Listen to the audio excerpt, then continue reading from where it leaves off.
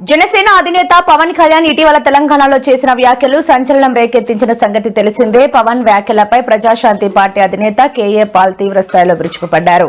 పవన్ కళ్యాణ్ ఇలా ప్రాంతాల మధ్య చిచ్చు పెట్టడం న్యాయమేనా అని పాల్ ప్రశ్నించారు. అలాగే జూన్ 14న అమెరికాలోని ఆస్టన్ లో తాను నిర్వహించబోయే భారీ సభకు రావాలంటూ పవన్ ను ఆహ్వానించారు.